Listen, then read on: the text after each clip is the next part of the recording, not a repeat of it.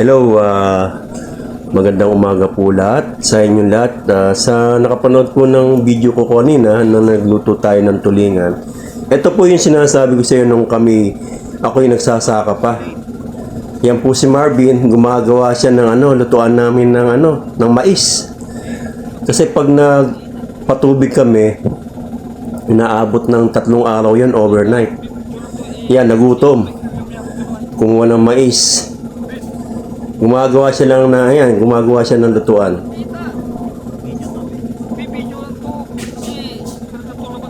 Yan po. Yan ang mga buhay magsasaka, mga nag-i-improvise para madaling iluto yan. No? Tingnan niyo po ang kasarolang yan.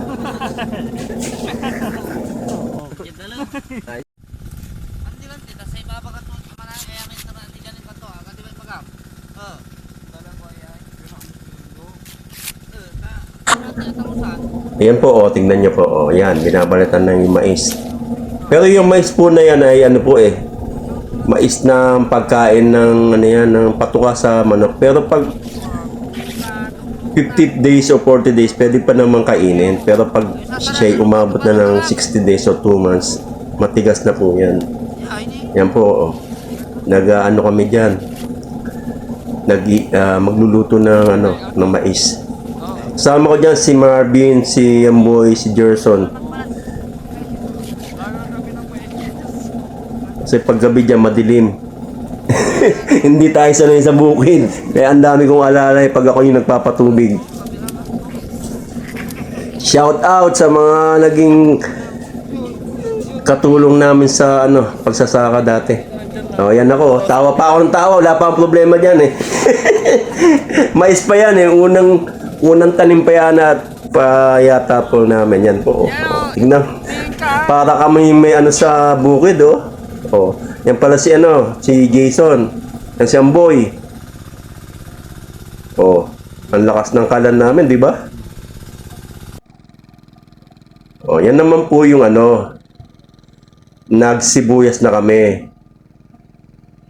Ang ginagawa nila dyan, yung unang damo, yung mga damo, yun ang binubunot nila.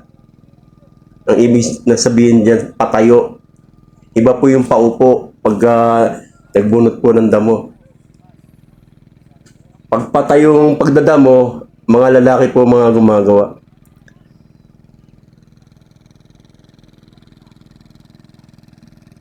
Yan yung unang-unang nagsibuyas ako. 1 hektarya po yan.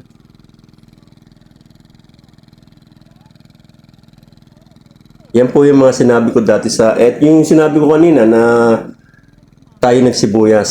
So lahat po ng kinukwento natin na totoo po ang nangyayari sa buhay ko. Magastos po magsibuyas kaya ang laki ng puhunan. Ilang tao yung mabibilang mo dyan sa bukid? Ang isang araw niyan 300. Libre pagkain, merienda. At syempre, alam mo naman, pag Pangasinan, libre pa inom. Shout out sa mga katulong natin sa bukid dati. Napanood ko lang tong video ko kaya pag naaalala ko ba, yan ang lawak ng lupa namin. Yan na po yung sibuyas namin. Yan kadami. Tignan nyo po kung ilang tao niya, bilangin nyo po kung ilang tao yan naglilinis ng sibuyas. Mano-mano po nila binubunot yung sibuyas na nasa gilid ng mga yan, ang nakagreen na yan. Kasi pag hindi nyo ginawa yun, sayang yung abono. Diyan kami umiiyak ng misis ko pag nagsisibuyas. Yung magbubunot. Yan ang unang sibuyas namin. Hanggang dulo yan. Diyan hindi ako nalugi. Bawi lang ang puhunan at medyo nag-aate din kami ng bilas ko ng 10,000 yata kami. Yan ang unang-unang tanim namin noon.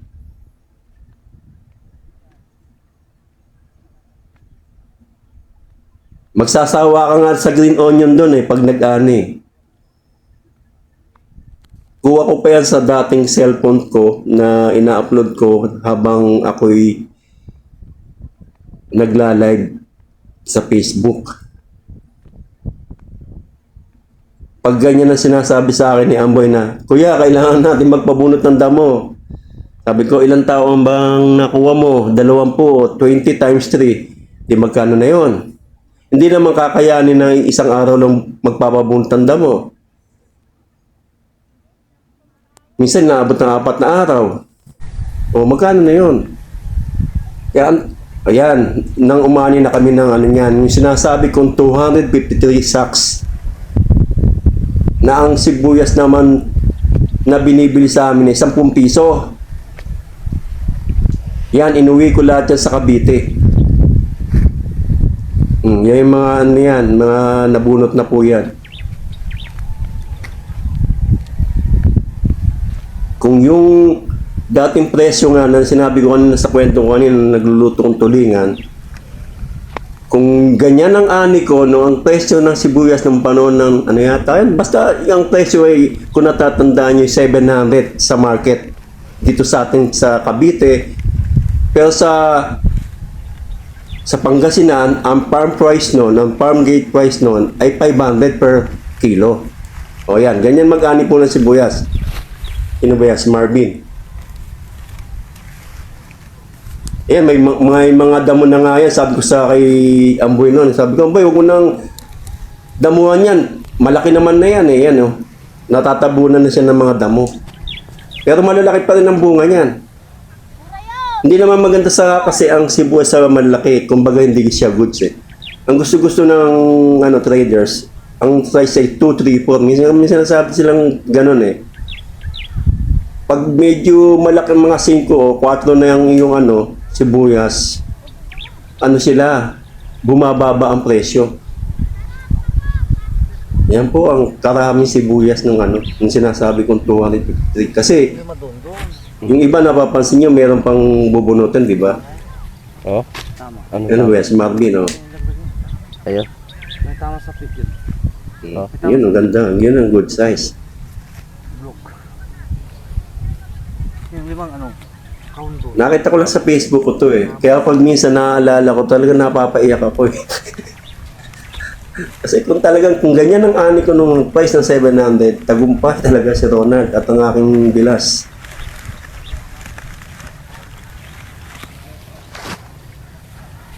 Yan o, ganyan naman mag-ani niya. Makikita mo naman pag ang ani mo damo eh. Alam na ng mga ng mga magsasaka. Pero may mga bayad po yan dyan. Ang bayad sa kanila ay per sako eh. Kaya kung mabilis sila, marami silang kikitain. Kaya ang kilos dyan, mabilisan. Tapos sila na rin po ang niyan eh. Yung green onion niya, yung leaves niyan. Sila na rin po ang magpuputol. Napasok? Yan po yung ginagawa nitong tao na, sino ba yan? Ayan, yan po. Pinuputol po yung yan, ganyan po. Ipunin nila yan at lalagay sa red bag. Tinatapon lang po ang green onion doon. Kaya pag minsan, pag umani ko, nagdadala ako ng green onion. Tapos pinamimigay ko dito sa Cavite. Mahirap magtanim. Ang haba po ng aming taniman. No? Hindi po, sa misis ko po yung taniman. Ako lang po nagmamanage noon. Nila yan din. Yan po ang aking inikwento. Lalaki pwede pa yung pumasok sa Kung pinalad hindi ako magsusumamo sa inyo na subscribe nyo ako sa YouTube nyo. Hindi ko na po kailangan. Dito boss, Mahigit. kaya nga, dapat yung mga 170 yata. tignan mo na lang boss, tignan mo, inaalam Oh, na pap. yung May tumito. Yan yung Yan yata yung bumili ng sibuyas namin noon. hindi yan. Basta pag Ano ba kilo noon? Nung puputol, kawawa naman kayo, hindi mo alam yan. Hindi namin hindi kami nakatiyempo ng pagkaani kami. Ang presyo, baba 30 pesos, 40 pesos lang yata. Yan. Hindi namin nasubukan na pag umani kami 100 ba per kilo. Karga mo mamaya sa sako ito. Bagulan Hindi namin natiyempohan talaga. Ang pinakalas na talagang na ko, yung una, pangalawa, okay lang eh. Yung pangatlo, doon ako Mga ito na ikabgapura. talaga nasaktan. Aterdita mo ta.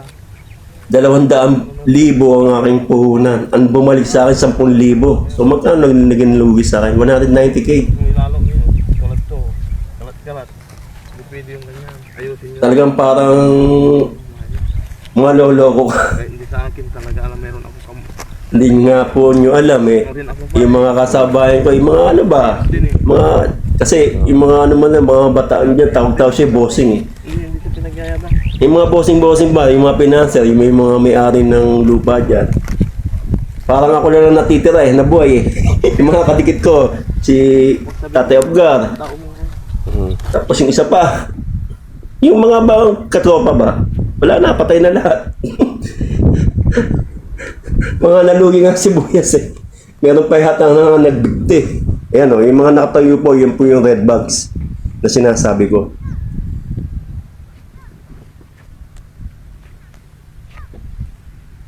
Ngayon, kung sino nagbunot dyan, nandun lang sa tabi nila yung ano, yung binunot nila at inalisan nila ng ano, ng dahon. Kasi doon babase kung magkano babayaran ko sa bawat isa sa kanila eh. Yan pa oh, nagkalit ng sibuyas oh. Pero yung ibang tao dyan nakaabang na. Pero pag ganyan pa sitwasyon, hindi sila pwedeng pumasok dyan. Bawal. Ngayon, pag na ano na yan, nakarga na yan sa red bag, eh, yung mga, ano ba, yung gustong kumuha ng maliliit, yun, papasok na sila dyan. Basta, pag sinabi nung may-ari ng lupa, oh, sige. Pero mayroon kayong mapipulit pa rin marami dyan. Yan, oo. Sa panoorin eh, nung panahon, nung ako'y nagsisibuyas. Yan o. Oh. Isang hektarya po yan, nagtanim mo ng sibuyas. Yan sinasabi kong 253 sacks na inuwi ko dito sa Cavite. Kasi binabalat kami sa ano eh, sa probinsya. 10 piso yata per kilo binabaw. Nag-aabutan na doon, no? Hindi, oo tama, 10 piso per kilo. Yan, inuwi ko sa Cavite.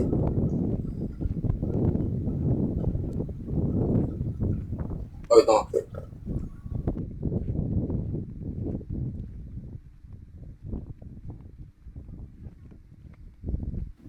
Ayan po, yung kaya ako naglalakad diyan na iniikot ko po yung mga ano gumagawa. Yan, yung mga nakatayong sako yan, yung mga sibuyas po yan. Pasensya na kayo, magulo eh. Live yan eh. Live yan sa Facebook ang ginagawa ko eh. Tingnan yung paglalakad ko, di ba? Kanina pa ako naglalakad, hindi ko pa maabot yung dulo. Yan po, tinatali ni ano, ni Gerson yata yan. Tapos yung nakaumpul doon, no? Nakakumpul na yan, sibuyas po yan. Ayan. Yan ba, kadami yan. Tapos yung nakaputing sako po, yun yung mga ano na naani na maliliit. Uuwi namin sa probinsya, sa ano yun, sa bahay yun, yun ang ano, panggamit ba. Yan na nilalagay nila sa sako. Tapos yung mga puti na yan, yung sinasabong bulugan. Bulugan yung means na ano po, yung maliliit na sibuyas na ano, na huling tumubo.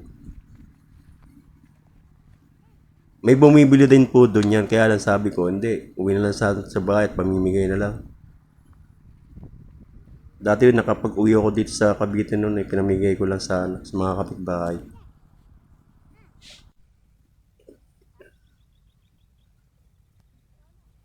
Po yung mga ano nakasalansan dyan na kanya-kanya po sila ng ano eh. Kung sino ang nagbunot, siya rin po ang mag-aalis ng dahon.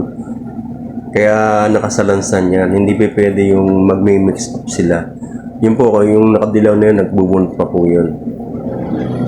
Kasi doon magbabase kung magkano babayaran ko per tao sa kanila eh. Kaya hindi pa pwedeng pagsasama-samahin. Kasi bawat tao, excuse po, kung sino matuloy magbunot at alis ng dahon, yun po ang makakarami.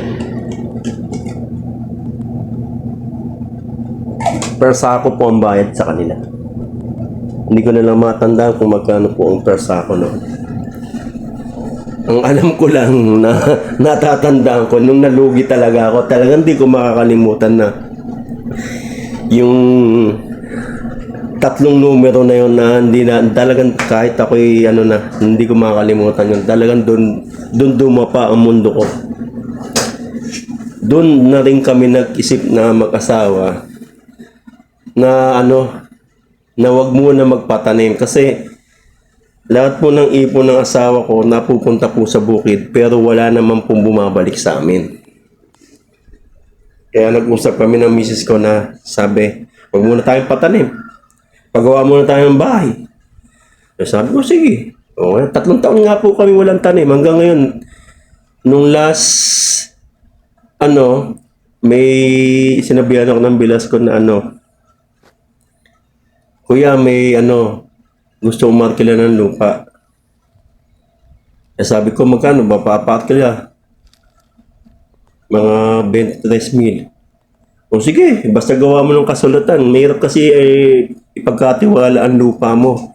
Dapat pag ganon, meron ng kasulatan na ang lupa ay gagamitin for 4 months. 4 na buwan lang po. Isang taniman. Yun po. Pero yung 20,000 na yon, hindi ko po sinolo yon. Hinatian ko po yung bilas ko. Tig 10,000 kami. Ganun po ako. Pag ako nagbubukid. Hati po.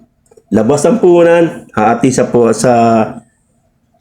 kumbaga, kukunin, kung magkano punan, kung magkano yung nag-gain o yung tubo, hati kami. Yun ang policy ko. Kaya marami pong bumibilib sa akin sa bukid.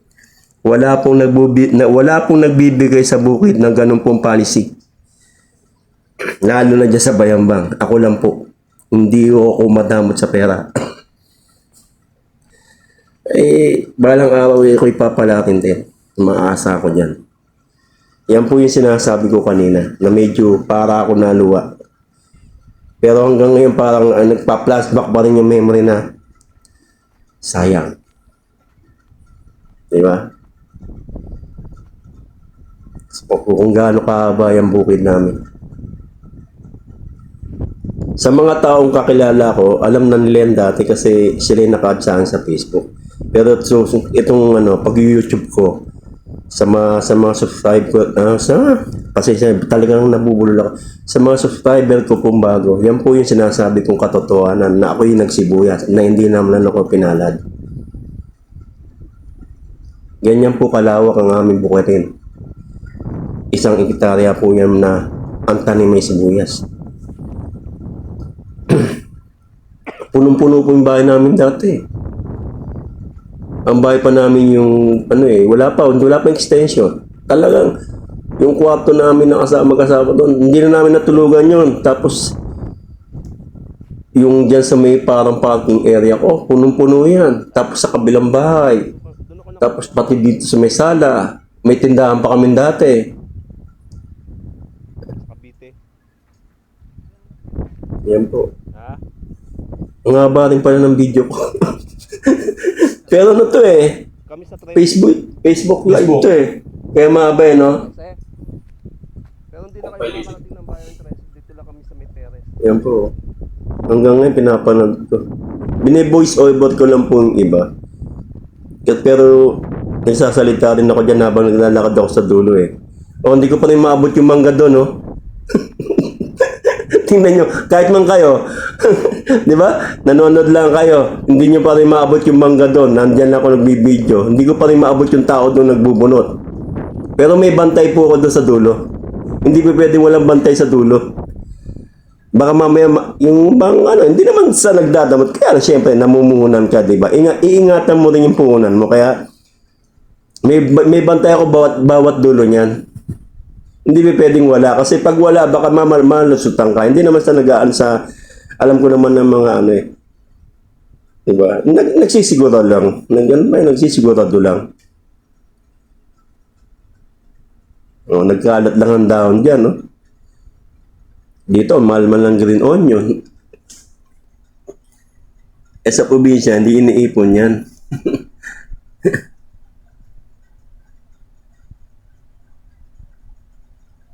Hanggang ngayon, kanina pa ako naglalakad dyan, paikot-ikot dyan.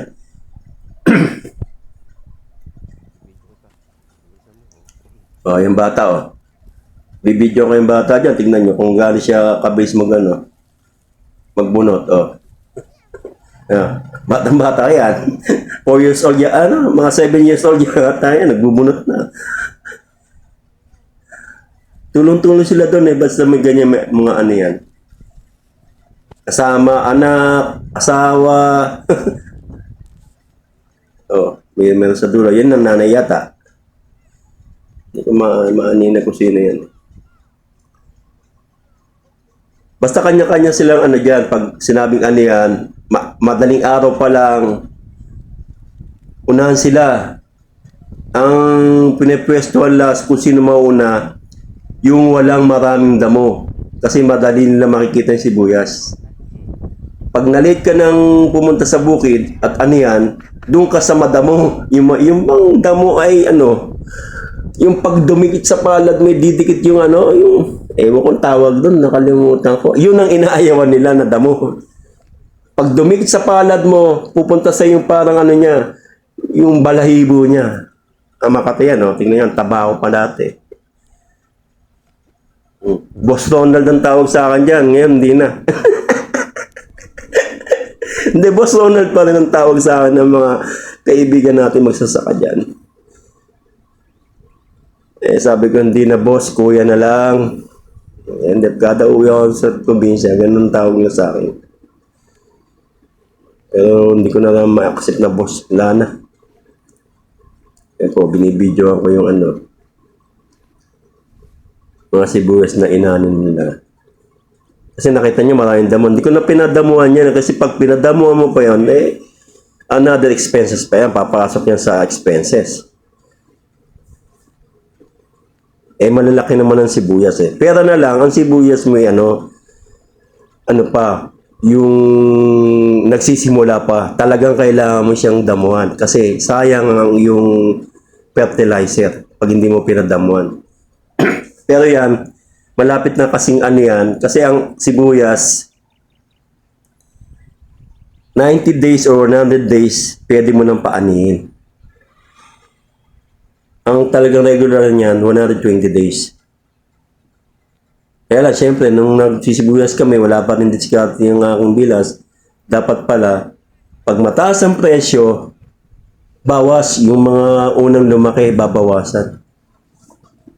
Eh, hindi namin nagagawa. Ang gusto kasi namin ay pag nag-harvest, lahatan na. Kanina pa ako ikot na ikot, di pa ako nakapunta ng dulo. Yan yung mga sinasabi ko sa inyong ano na na ayaw nilang puntahan, yung madadamo. Kasi meron diyan nakasingit na damo na pag ginawakan mo, may parang balahibo.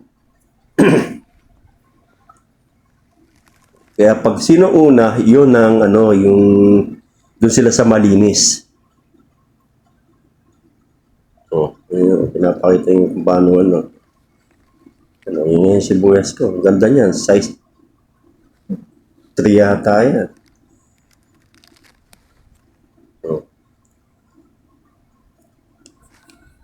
Ay, ito yung yata, yung binenta ko dyan sa bukid. Dahil yung sinasabi yung 253, yung natuyo na yung dahon.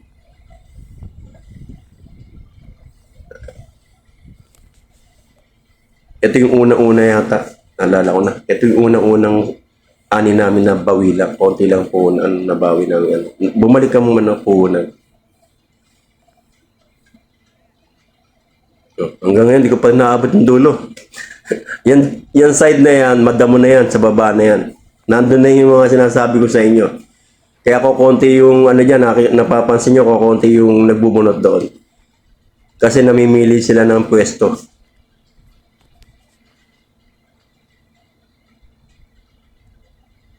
Ngayon, kung sino magtsatsaga magbunot no, eh, di makakarami. O, yan naman yung ano, yung magmamais kami. Ganyan po ang forma pag magmamais.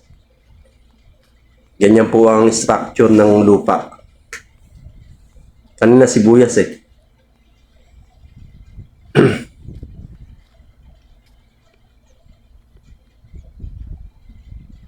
Pero siguro, sa awa ng Diyos, by October at makaipon ng puhunan ay inshallah. Sa mga Arabic diyan, alam mong inshallah. Ako'y susubok ulit sa pagtatanim. Naway ako'y pala rin para sa pamilya.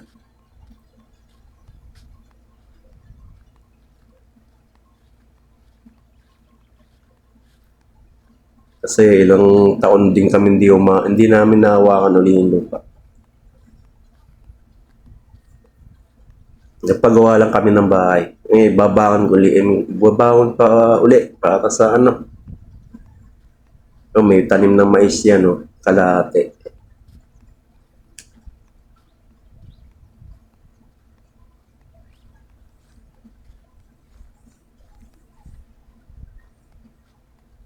Yan, ganyan lang tatanim ko ulit sa susunod. By October yan.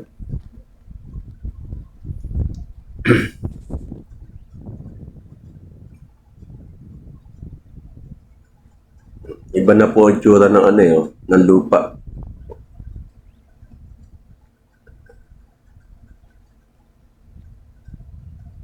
Tapos yung kalahati, mais na po yan hanggang dulo po.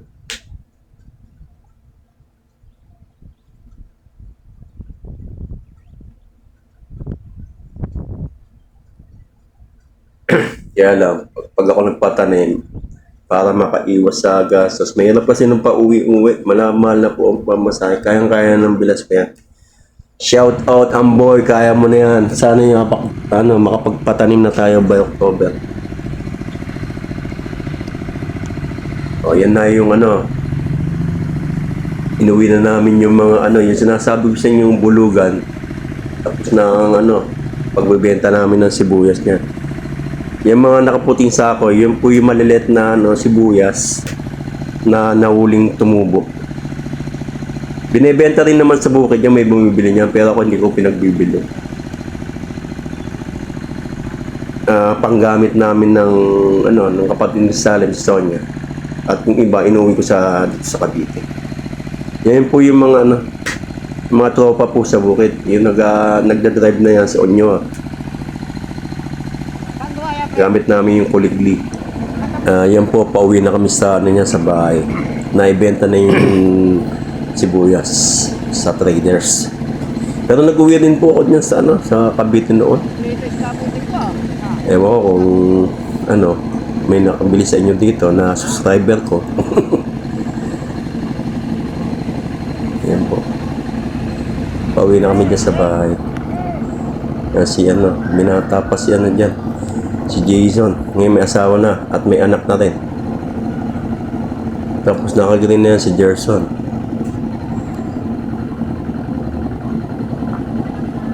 Yan po. Yan po yung ano, yung bahay ni Salem. Pero ano na yan, family house na po namin yan. Yan po, ang dami yan, di ba? Ito lang yung pansan yung ano, yung dilaw sa ano. Yun yung mga uuwi namin ano, sa mga nakasakong yan.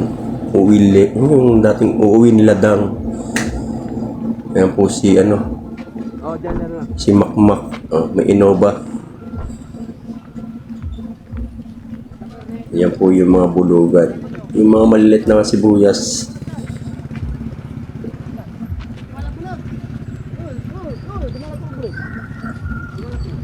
Yan po yung bahay namin sa ano, sa Pangasinan. Hindi ko kotse yan, ha. Ang kotse ko yung luma. Malakas pa si nanay nun. Nakita ko sa video. Ayan po.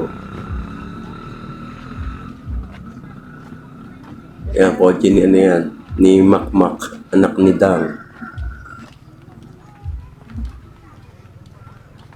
Yan po ko yung pinapasok na sa bahay yung ano. Shout out Dang! Oh, mapapanood mo sa video to. Eh, yung kotse ko. Bolok-bolok.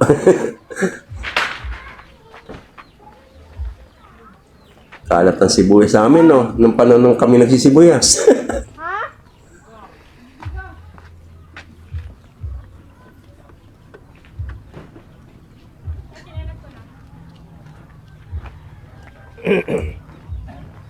Tapos din, salamat po. Pero ngayon, ano po yan, may extension na po yung ano dyan. Meron na po silang kusina dyan. Care of Dang. Yan po yung lalabad. Ayun yung lalakad. Yung pinansat ko yan eh. Shout out Dang! Nakapapanood mo to, lumang video natin. Nung tayong sisibuyas. Yan, winless sa ano, La Union. Kaya nakaseparate yan. Yung iba sibuyas na benta sa traders. 5 sako yata yan. Tapos yung nandun sa ano, Bultonawi na yon, akin naman yon. Uwi ko sa Cavite yan yun. Inuwi ko sa Cavite. Yan, nandiyan sa balkonahe na yan. 8 yata yung sako. Pinagkasa ko yung sa kotse ko. Yan, yan. Tapos yung mga taong yan, kaya pupunta akong kwarto, kukuha ka ng pambayad.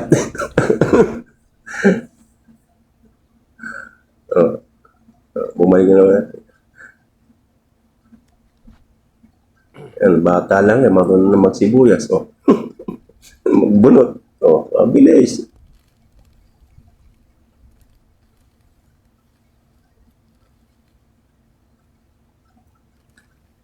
Masisipag ang mga batang ano eh, probinsya eh. Hindi naman makapag-gadget. Kaya shout out sa mga batang ano. Bata pa lang nagagadget na. Kilala niya kung sino yun. Kaya malabo ang mata. Ayan, bata pa lang, nanunulungan na sa ano, sa parents niya. Oh. Para kumita, tumutulong magbunot. Habang ang nanay niya ay nagtatanggal ng ano, ng dahon ng sibuyas.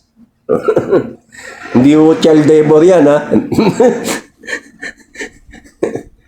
Sila'y nagtutulungan magpapamilya para dumami ang kanilang ano, magiging bayad doon sa nagpapabunot ng sibuyas. Tuwa ako doon sa batang yan. Yung bata pala, kumakayod na eh. Tapos ang napesto na, ano pa, madamo. Sa bandang baba na sila eh. Pero alam ng bata kung ano yung damo o ano ang sibuyas, di ba?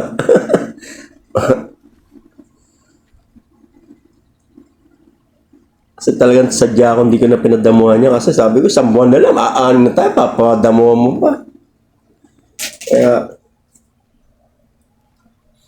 yun, eh, maganda naman din ang tubo. Sayang yan, no? hanggang panood na lang ako sa aking ano. Kaya ito po yung kinukwento ko, i-upload ko sa YouTube. Para po, yung mga sinabi ko kanina, makita nyo na talaga pong sinasabi ko po yung totoo. Sa parang ano ko naman eh, kung talagang hindi ko ma-reach yung 4,000 watts na yun lang naman dapat para ako'y kumita. Eh, parang ano lang, parang ano ba yung USB ba naman? Parang USB.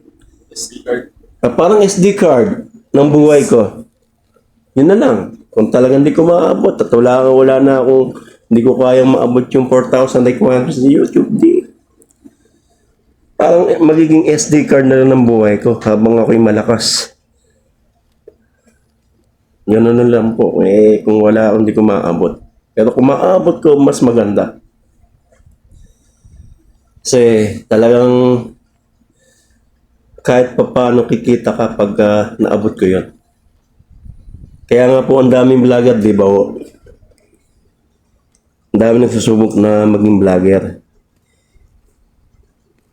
Kasi nga may kita sa vlogger at hindi ano yung ikay matanda na, bakit ka magbablog? Hindi ah. Yan lang naman yun. Kung saan pwede tayo, di doon tayo.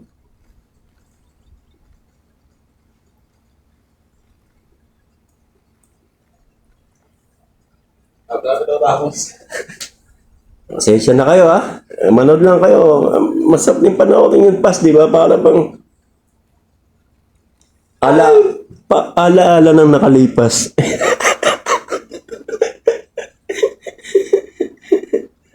May masusundan pa yan, yung sinasabi ko yung ako yung tatrabaho sa Pizza Hut, na ako gumagawa ng dough at tumutulong sa mga crew. Yun po, mapapanood nyo next vlog. Huwag na ngayon, pagod na ang editor ko. Bali sa isang araw na to, nakatatlong upload yata siya.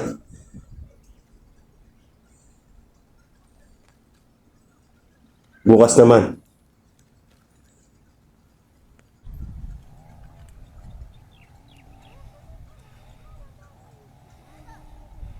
Ayan, no? Damo na. Kawawa yung magbubulot yan eh.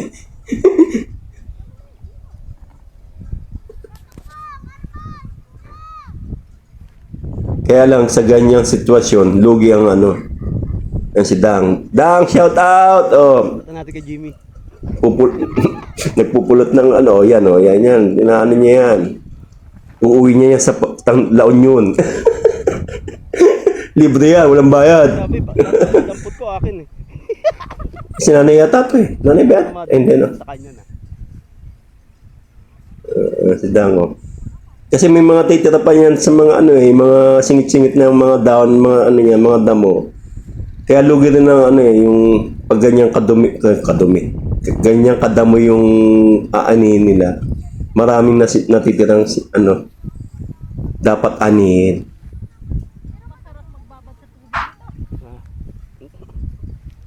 Oh, yan si Iya, late pa na dati ni Iya oh.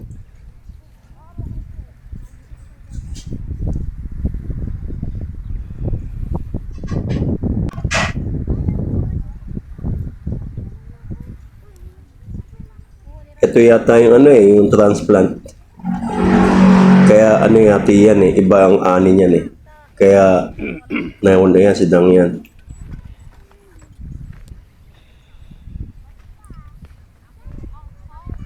Pesta ng sibuyas. Ang lawak ng lupa ni Macho, no?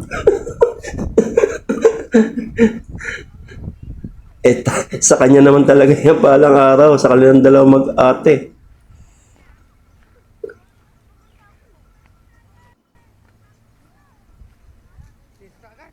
Pesta. Sino pa magmamala niya, yung dadalaw anak namin. Wala, hindi mo pipigil naman.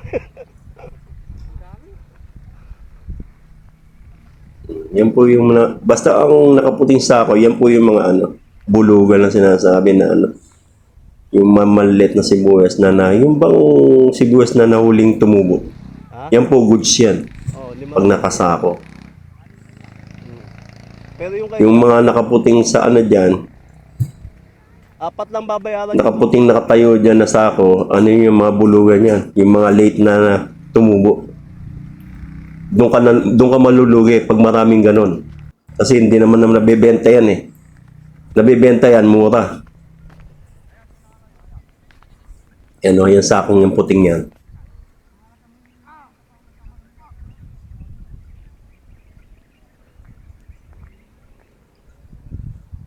Ang daming taong ano, di ba? Pero ngayon sa bukid, nung umuwi ako, nung namatay yung nanay ni Mrs., ay wala na. Hindi na katulad dati. Wala kang makikita mais. Panay sibuyas po ang tanim namin. Pero nung ano na, Wala yan ah. yung ang dami ng lugi. Wala. Panay mais na. Ngayon, iba nagpapaupan lang ng lupa. Kasi sunod-sunod nga ang pagkalugi ng sibuyas. Meron pa pala dito? Sa kahon? Yan si Jason. Nagtsatsagaan niya kunin yung mga ano, yan. Kasi wala na magtsatsaga magbunot eh. Madamo nga eh. Yan sinasabi ko sa'yo, may mga ano ba na damo na ano, Makati. Hindi naman namin kukunin, sayang. Oh. Makita mo naman pag ano eh, pag sibuyas eh, green na green yung ano, yung parang light green lang yung color ng ano niya, dahon niya. Oh. Sa baba na yun, bandang baba yan. Kaya yan. Papatanim uli na ako ng mais niyan. Ang tagal ko magpatanim, kaya lang talaga hindi tayo pinanad talaga.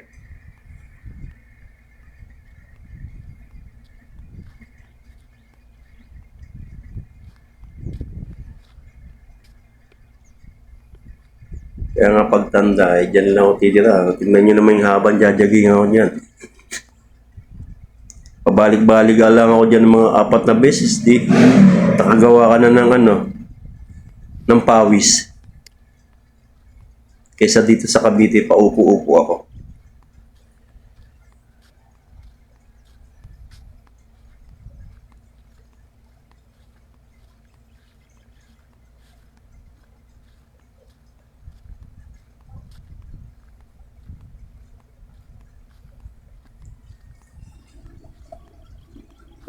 Hindi na ako mapagsalita. Pinapanood ko na lang. Panoorin na lang ninyo. Basta yun po yung sinabi ko kanina. Tayo po'y sumubok sa pagsasaka. Pero etong taon na to, susubok po ulit tayo. Etong taon na to, mag-iipon lang ng puhunan. Puhunan lang po ang kailangan namin. Hindi ko ako bibili ng lupa. Okay pa naman yata ang aking water pump, ang aking mga hose doon. Puhunan lang po, puhunan. Wala lang tayong puhunan. Kaya mag-iipon tayo ng puhunan. Kanya lang po papatanim ko ulit, mais lang. Hindi muna tayo maghahangad ng sibuyas. Mag-iumpisa tayo sa basic. Kumbaga, doon ka muna sa number 1. Sa unang baitang ng hagdanan. Parang ganun ba? Hindi yung maabot mo agad yung pangarap mo, nandun ka sa number 10 na step. Hindi. Doon muna tayo sa first step muna tayo. Basic muna tayo.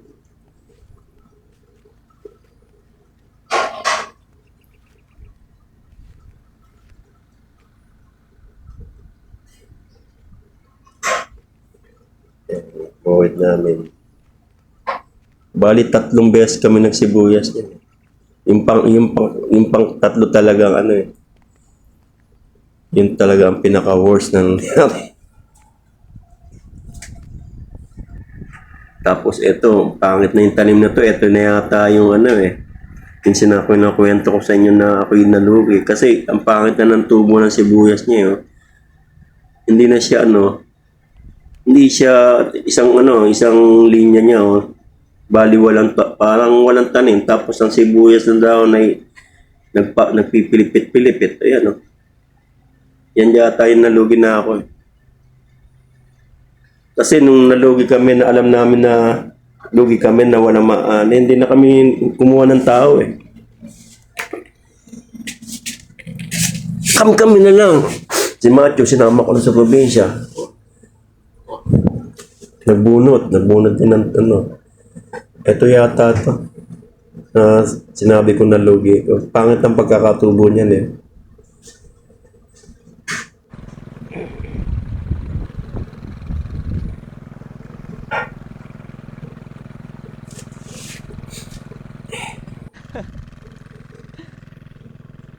Oh, live.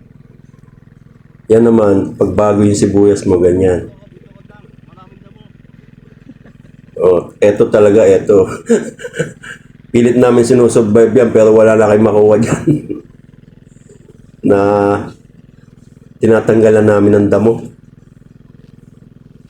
Kaya lang, napagod din ako. Sabi ko, ayan, nakukunti. Tingnan yung kulay, light green na yan. Nung napagod ako, tapos nakita ko yung mga lumabas yung mga down sabi ko, araruin mo na yan. Ang pinararo ko na lang yan. Una, pinagtsatsagaan pa namin Kaya nakita na yung isang plato, mas maraming damo kaysa sibuyas. Yan, ako yan.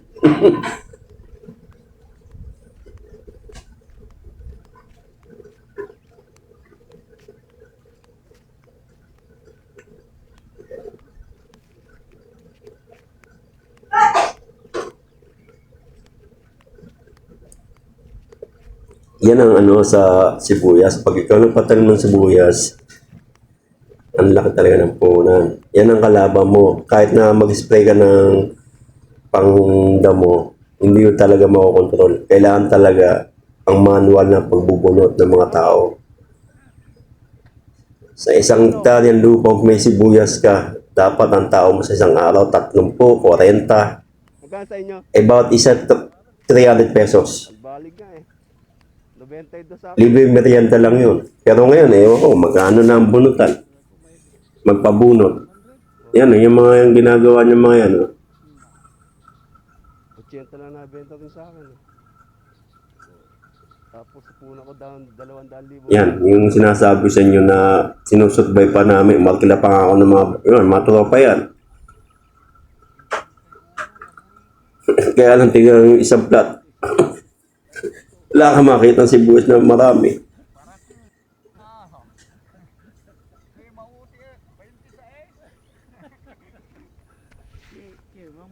Si Kuya Pang kaya tayo.